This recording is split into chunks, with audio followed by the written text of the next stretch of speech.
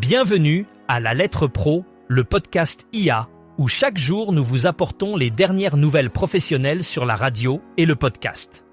Je suis Brulatour, le rédacteur en chef de La Lettre Pro. Aujourd'hui, nous avons un programme bien rempli avec des annonces passionnantes et des développements majeurs dans le monde des médias audio. Commençons par une nouvelle captivante pour les fans de football et de radio. La radio ICI Paris-Île-de-France a lancé sa chaîne YouTube intitulée 100% PSG ICI Paris-Île-de-France.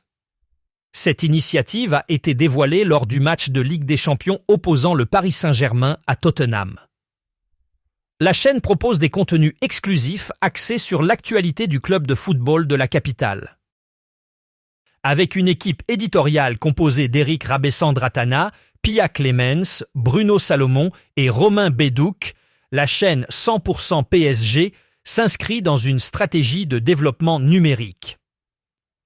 Elle offre une variété de formats, notamment des analyses d'avant-match, des commentaires en direct, des débriefs, des interviews exclusives et des interventions d'invités.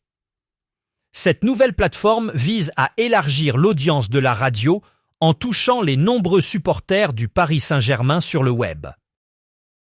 Ce lancement souligne l'évolution des usages numériques dans les médias audio, permettant à ICI Paris-Île-de-France de déployer ses productions au-delà des formats linéaires traditionnels.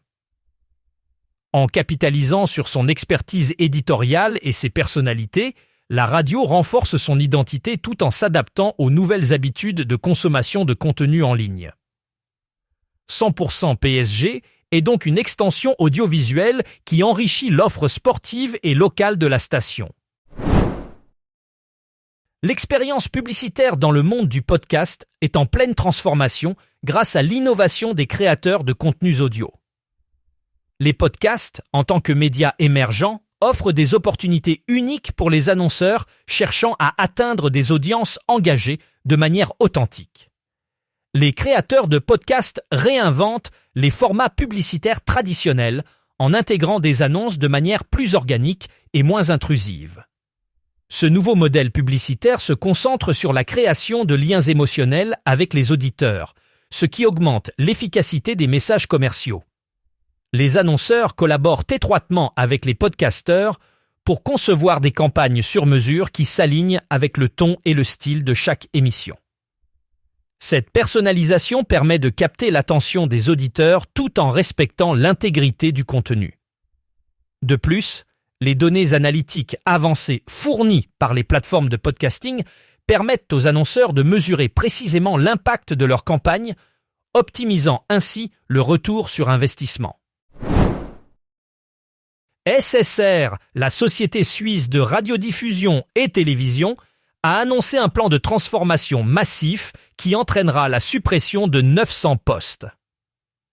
Ce plan vise à répondre aux défis économiques et technologiques actuels en rationalisant les opérations pour assurer la pérennité de l'organisation.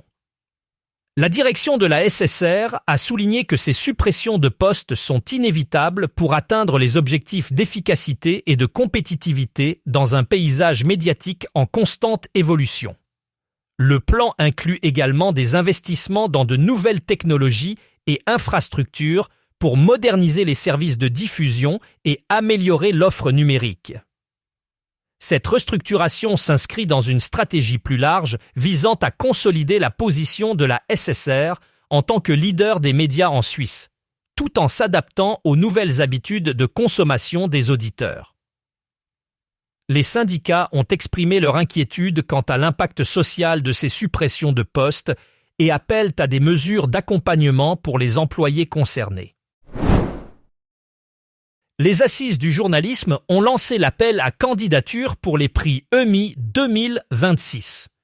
Cette édition cible les écoles, médias, associations et bibliothèques qui ont mené des initiatives d'éducation aux médias et à l'information en France ou dans la région Centre-Val de Loire. Les dossiers peuvent être soumis jusqu'au 26 janvier. Un jury composé de 30 professionnels, présidé par Camille Langlade de BFM TV, sélectionnera 3 nommés par catégorie, soit 15 projets en tout.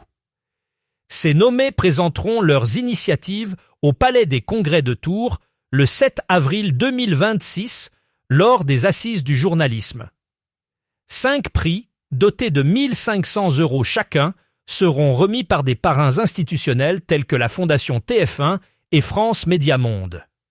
Cette dotation soutiendra la mise en œuvre ou la poursuite des projets primés. Le calendrier prévoit l'annonce des nommés en mars, suivi de la présentation publique et de la remise des prix en avril à Tours. Radio France a récemment enregistré un triple record historique sur sa plateforme numérique. En effet, le groupe a atteint un pic de 14 millions de visiteurs uniques, ce qui témoigne de l'attractivité croissante de ses contenus en ligne. Par ailleurs, le nombre d'écoutes en différé a également explosé, atteignant les 50 millions, soit une augmentation significative par rapport au mois précédent. Ce succès est en grande partie dû à l'enrichissement constant de son catalogue audio et à l'amélioration de l'expérience utilisateur sur ses plateformes. Radio France a su s'adapter aux nouvelles habitudes de consommation numérique en proposant des podcasts de qualité et des émissions en replay qui séduisent un large public. Enfin, le nombre de téléchargements de l'application mobile a doublé, renforçant ainsi la présence de Radio France sur les smartphones et les tablettes. Ces résultats confirment la stratégie numérique audacieuse du groupe et son rôle de leader dans le paysage audio français.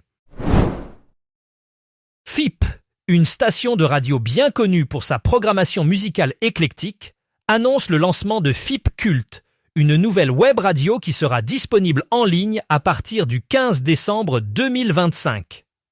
Cette nouvelle antenne enrichit le bouquet numérique de FIP, qui comprend déjà 12 web radios.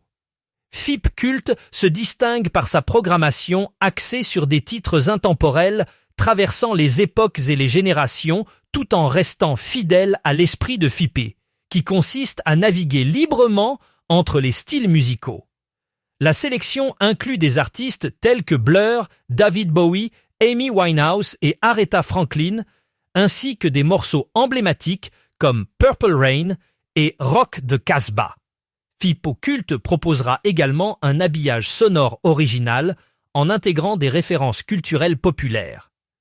Cette initiative s'inscrit dans la stratégie de FIP de renforcer sa présence dans l'audio numérique avec déjà 5 millions d'écoutes actives mensuelles pour son bouquet de web radio.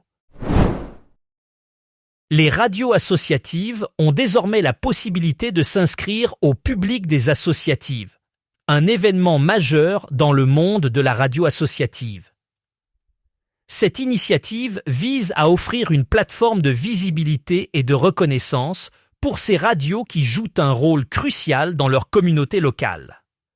En participant, les radios peuvent partager leurs expériences, échanger sur les défis communs et découvrir de nouvelles opportunités de collaboration. C'est également une occasion pour elles de se faire connaître auprès d'un public plus large et de renforcer leur réseau professionnel. Cet événement met en lumière l'importance des radios associatives dans le paysage médiatique, en soulignant leur capacité à innover et à s'adapter aux évolutions technologiques. Les inscriptions sont ouvertes et les organisateurs encouragent toutes les radios associatives intéressées à rejoindre ce rassemblement pour célébrer la diversité et la richesse du secteur associatif. Sybille Veil, la présidente de Radio France, a été l'invitée d'honneur de l'événement Innov Audio Paris 2025, où elle a partagé sa vision des standards de l'écoute à l'horizon 2035. Lors de son discours, elle a souligné l'importance de l'innovation technologique pour adapter les contenus audio aux nouvelles attentes des auditeurs.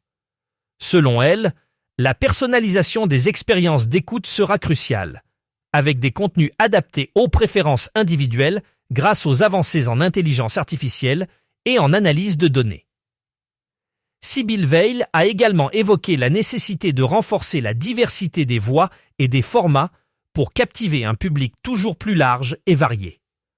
Elle a insisté sur le rôle central que joueront les plateformes numériques dans la diffusion des contenus audio, tout en maintenant un engagement fort envers la qualité éditoriale et la créativité. Cet événement a été l'occasion pour Radio France de réaffirmer son engagement envers l'innovation et l'excellence dans le paysage audio du futur. Aujourd'hui, nous allons explorer les innovations et défis dans le secteur de la publicité radio avec Skyrock Public et Lagardère Publicité News. Ces deux entités se sont positionnées comme des leaders dans l'innovation publicitaire, cherchant à transformer la manière dont la publicité est conçue et diffusée. Skyrock Public, connu pour son approche avant-gardiste, mise sur l'interactivité et la personnalisation des messages publicitaires pour accroître l'engagement des auditeurs. Ils utilisent des technologies avancées pour intégrer des éléments interactifs qui permettent aux auditeurs d'interagir directement avec les campagnes publicitaires. De son côté, Lagardère Publicité News se concentre sur le développement de formats publicitaires immersifs qui captivent l'attention des auditeurs tout en respectant l'intégrité du contenu radiophonique. Ensemble, ces deux acteurs explorent de nouvelles opportunités pour optimiser les investissements publicitaires et maximiser l'impact des campagnes. Ces innovations illustrent comment l'industrie de la radio continue d'évoluer pour répondre aux attentes changeantes des annonceurs et des auditeurs. Dans notre dernier segment d'aujourd'hui, nous allons explorer l'entretien croisé entre Skyrock Public et Lagardère Publicité News, deux acteurs majeurs de la publicité radio qui partagent une vision convergente sur l'avenir du secteur. Bertrand Spinelli, directeur de Skyrock Public, souligne que la radio se transforme et se fragmente beaucoup. Les deux entités s'accordent sur l'importance de l'innovation et de la personnalisation des messages publicitaires pour captiver les auditeurs. Skyrock Public mise sur l'interactivité, tandis que Lagardère Publicité News développe des formats immersifs. Ensemble, ils explorent des opportunités pour optimiser les investissements publicitaires et maximiser l'impact des campagnes. Ces stratégies illustrent comment l'industrie de la radio évolue pour répondre aux nouvelles attentes des annonceurs et des auditeurs, tout en consolidant leur rôle de leader dans la transformation numérique de la publicité.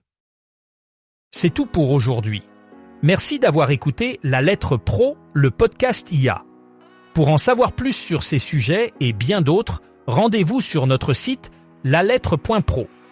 Vous pouvez également vous abonner à notre newsletter quotidienne pour ne rien manquer de l'actualité professionnelle de la radio et du podcast. À demain pour un nouvel épisode.